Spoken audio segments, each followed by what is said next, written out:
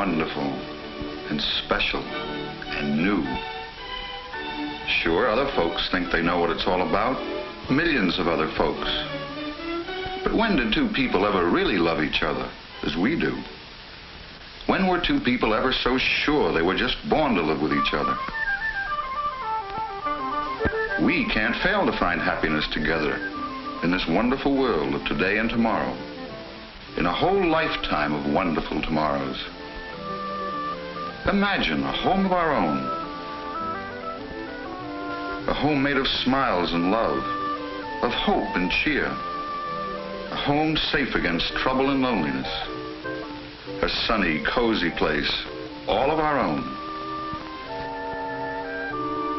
And you'll do this, and I'll do that, and we'll never want it to be any other way again, ever, for the rest of our lives. An extremely attractive idea that young men have proposed since time immemorial. But how valid is it in our time, in America today? The dream of a home of your own, when you go looking for it, can turn into a nightmare. A social blight called slums, a health problem called overcrowding, an economic deadlock called housing. These can be love nests in a real world. This is what often shelters young family life in our time.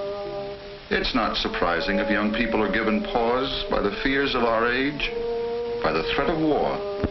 War that twice in their parents' lifetime called young husbands away from their family life. It's an age of unrest and change, both individual and social. An age of confused personal values, of widespread domestic difficulties, culminating in a fabulous number of broken homes. Permanent relationship amid such impermanence. The young men and women ready for marriage today were born in a depression. Where can they find the courage and hope to take the responsibility of making what should be the most secure of all worlds a home in the atmosphere of competition and chaos that seems to be the world around us? It's not cowardice that makes them think twice about the problems of raising children in a world where the tight reins of dollars and cents must ever govern the individual's creative instincts, where ambition is confined to the chasm between inflation and deflation, where rising living costs seem always to outdistance lagging earning power. It's a tough world, this world the young people are supposed to inherit. But they are young people, and the inner drive to grow up and have children, to make a life that is richer, more satisfying, more pleasurable than any other, is strong within them. In spite of the conditions around them, they are determined to find a way to raise a family, and a way to give strength and permanence to that family. They are like the thousands of other young couples, hopeful and resolute, who every day in America go through the most serious, solemn ceremony that man can voluntarily enter into. A ceremony that is a sacrament in every religion, that is a binding contract under every law, that is celebrated with joy in every culture. Moderns enter the most traditional of all human relationships with the knowledge that nothing can make a marriage work except the people who are living it, now or at any other time in man's history.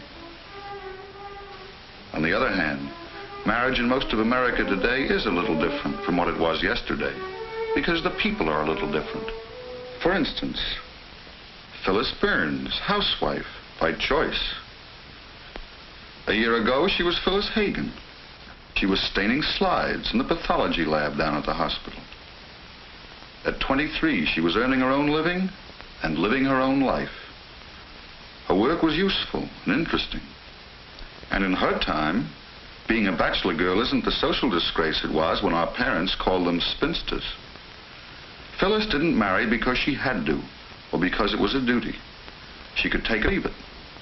But it was the idea of children mostly that made Phyllis say yes. The idea of a life with no one of her own to love and care for seemed to her like only half a life, or less. She wanted a family, wanted marriage. Moderns like Phyllis think of marriage as a voluntary state for both men and women, a reasonable goal for adults, not an end in itself. She met Chad at the university in a math course. She got the better grades. Now he's an engineer and she's a housewife. He's helping to build a hospital in her town. a town he'd never heard of before they got to know each other. People aren't stopped by geography or class distinctions in selecting a marriage partner nowadays. Chad didn't choose Phil for money or connections or even because she seemed the most wonderful girl on earth. He'd known other girls that he liked, both socially and in his work. Sure, he was in love with Phyllis, but he wasn't looking for a miracle. He was looking for a wife. And he chose carefully, without help, as he does most things. He did it with a sense of being responsible for it, trying to know as many facts as possible, and then acting with faith in himself and in her. Freedom of choice. It's a modern privilege and a modern responsibility. Just as she believes that a child is a person and entitled to respect and consideration, Catherine Hartford, another wife in our town, believes a married woman is a person too. Catherine is modern, with modern ideas about education and marriage as well. To her, the husband is not the master, the wife a slave. She doesn't think of the children in her classes as inferior to her, and she doesn't think of herself as inferior in any way to Frank, who she married 4 years ago. Different, yes, as every man is from every woman, as every individual is from any other individual. But one isn't better than the other for those differences. As a teacher and a mother, Kathy is a free, fulfilled human being. She's able to pull her weight in the partnership that is marriage. In a modern partnership, the rights and privileges, like the duties and responsibilities, are better balanced when they're equal. Frank is a businessman, practical, responsible, sensible. He thinks of things in terms of cause and effect. As a modern, he even thinks about marriage that way. Years ago, the marriage deal worked if the husband was sober and brought home the paycheck every week, if the wife was faithful and produced a house full of children. Frank knows it doesn't quite work that way anymore. He's shrewd about people, meets a lot of them in the course of his business day. He knows a lot of happily married couples, but he also knows the divorce rate in America. Marriage is like a car, Frank says.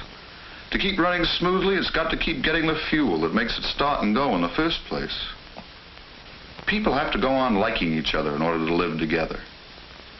The man has to be able to ask, is this a good thing for me, for her, for the child? And the answer has to be yes, at least pretty good, for all of us. If young people could look into the minds of modern couples, how would they find that question answered? What are the positive values that go with the jokes about the ball and chain? What does marriage mean to the people who live it day after day?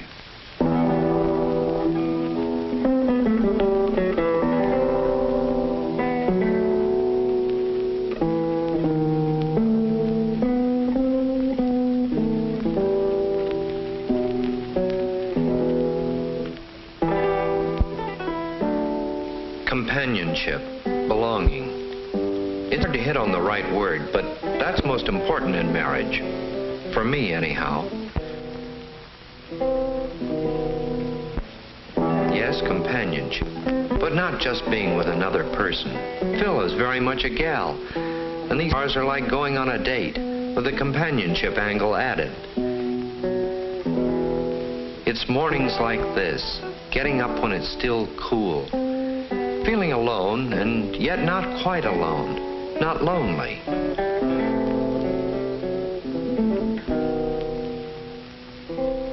This has always been my way of combing out the tangles I get myself into. And she used to go into these woods with her dad when she was a kid. So you couldn't get a better team, for the chores and for the fun. When I first met her, we found we kind of liked the same things, as well as liking each other. Sure, we'll argue about where the fish are biting today, but we can settle it without anger or a feeling we're each giving in to the other.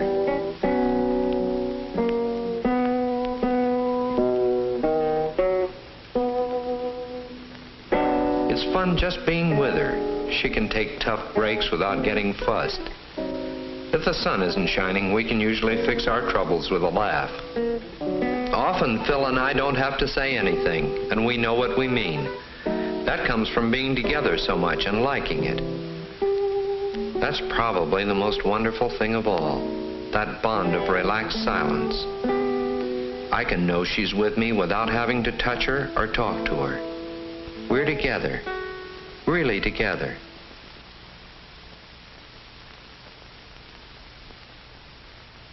Maybe I do take a little more responsibility than I would if I'd gone out with Jack or Willie.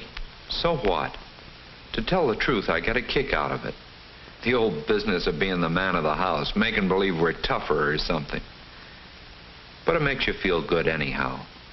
There's a lot of things like that I've started to do since we decided to go it together. Trying to understand her crazy notions, having patience and encouraging her when she's low, really respecting her for the terrific gal she is. It's not always easy. I've got my own problems, but it sure pays off. And not only with her. By wanting to give her those things, I've learned how to give them to other people. The better I am with her, the better I am with the gang in the office. Gets to be a habit, I suppose, this husband business. I like Frank. I like liking him. I feel good way down inside when he's buzzing around nearby. Whether he's gay or tired or just busy old Frank like now, I feel warm and cozy. When I like someone completely, without reserve, I find I like myself. I'm happy. We're all a little like that, I guess. I can see it in Frank, the way he fusses over the house, or the tone of his voice when he talks to Buddy. It's fun to like. Frank isn't the handsomest man in the world, or the cleverest, but he won't ever make me ashamed of liking him. Life isn't perfect. Sometimes when I want to stew quietly, Frank's need for action is a nuisance. But it doesn't last long. On the other hand, there are lots of things that interest me that he won't talk about because he finds them highbrow. We're different, but in the things that count, we never really get far from each other. I sometimes think I can see our love in Buddy, in his eyes, in his smile. It's in the air that eats. Love can be a good, healthy diet, in spite of what they say about not living on it. For growing kids, I think it's more important than vitamins. It's not bad for young women approaching middle age either. She's always talking about getting old. Every new wrinkle, every gray hair. To tell the truth, she looks better to me every day. Kathy was always good looking. But since Buddy was born, something has happened to her looks. More peaceful, sweeter, realer. Sure, I've thought about it. Every married man does. I've tried to figure out why we don't get bored with each other the way people in novels seem to do. Naturally, we're getting older, but I don't notice it. Not in her. Not in me as far as she's concerned. As long as things stay the way they are, I'm a happily married man. Yes, it may be different from the movie version, but the gal at home is the gal I go for, and not just as wife or companion or mother of my kid. I mean gal, and after 5 years I want to touch her and kiss her and hold her in my arms. And maybe that's funny, but it's also wonderful. Maybe it's just because we've played it straight. I'm not kidding her, and she's not holding anything back. The more we're together, the more we like each other. When the first romantic fever was over, we didn't give up and try finding it somewhere else.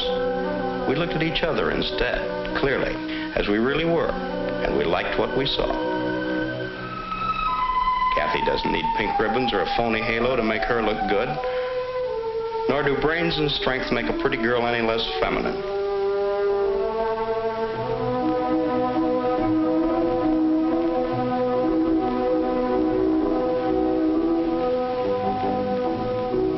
That prefers a pretty gal to a beautiful woman has got an awful lot to learn. Chad is solid. He's there. Now and whenever I need him. You mightn't think so to see us operate. I always seem to be doing things for him, and he seems to depend on my doing them. A stranger might wonder how he got along before I met him. But that's not really how I feel about it. Take his work, for instance. There's a lot of math to be done in connection with this building competition he's entered. He could do it alone, of course. But it happens that I'm pretty good at math. And so we agreed that I would do part of it. It's work, sure, but it's fun, too. And the fact that he trusts me to do it well is what I call respect. And respect is something very important to me.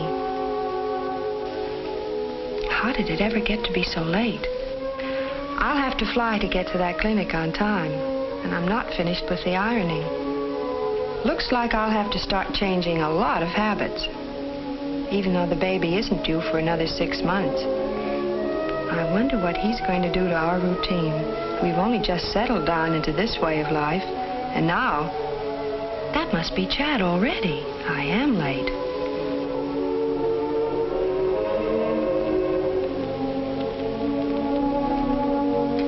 The old goof. I think he's beginning to behave like a proud papa. I like to get lunch for him, but on days like this, I simply can't. Everything is ready. I'm sure he doesn't mind coping for himself.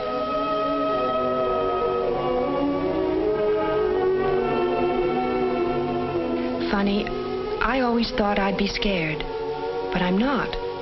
Not of this, nor what's coming. Chad told me I wouldn't be. When the time comes, he said, your whole body gets ready for it, and so does your mind. And he's right. He's always doing that, encouraging me, making me feel that I can stand on my own feet. He's a real person, and he expects me to be a real person, too. Funny thing is that it works. Of course I don't mind waiting. It's what I gave up pathology for. It's to be a woman like all these other women. It's really being a person in the most complete sense. It's part of the big thing behind Chad and me. Neither one of us needs the other to live or breathe for him. On the other hand, we're not ashamed to depend on each other once in a while. As a team, we're going to be hard to beat. These marriages are not perfect, but all in all, they seem to work. And they work in proportion to the emotional maturity of the partners. Marriage is an institution for grown-ups. Kathy has grown up to the point of accepting herself. A simple, good-natured soul who likes to love and be loved. To be sure, Frank might read more than the sports page if he wanted to be a better companion for his wife and family. But Kathy knows what she's looking for, and there's a good chance she'll do what it takes to get it. Big things and little things. No one expects anyone. The Hartfords were going to spend a quiet evening at home.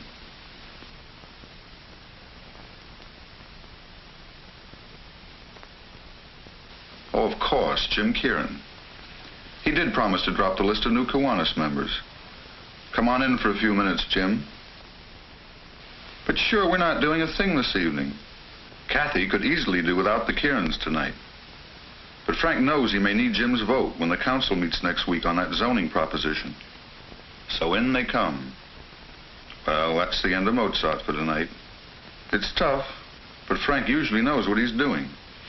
And so the Hartfords entertain the Kierans. It isn't exactly what either family planned or exactly what the ladies wanted, but it won't be such a bad evening. Across town at the Burns, it's the old team at work. Stresses, safety factors, underpinnings. The competition only has a month to go, and the second floor drawings haven't even been started. Who can that be at this hour? Not Molly nor Jack Hazlitt.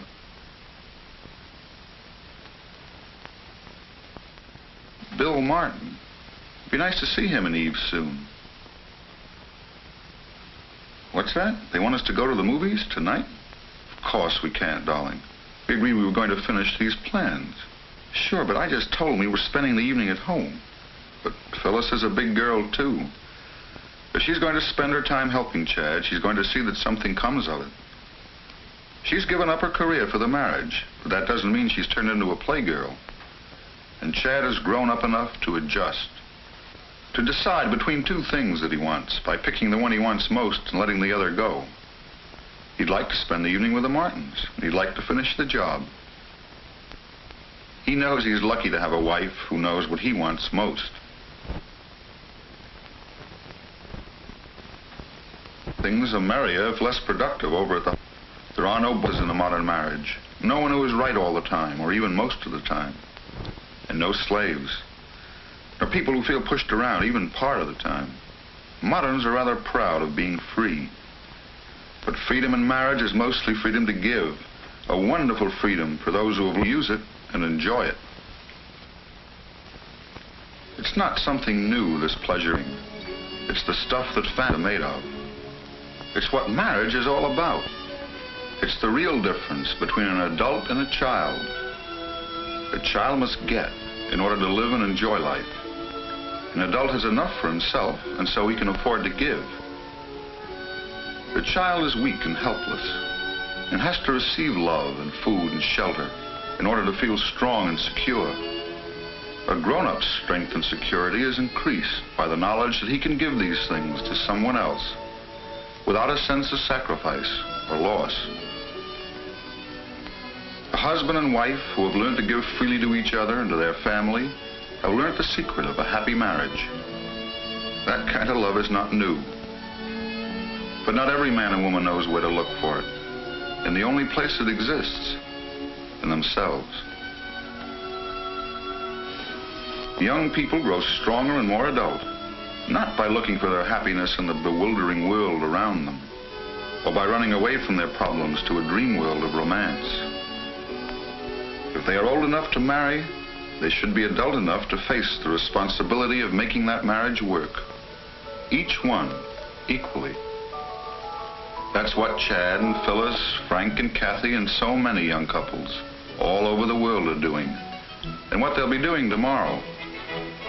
How else can grown-ups find the sense of satisfaction, the dignity, the grace, the inner happiness of a full life? Marriage is still a goal for moderns.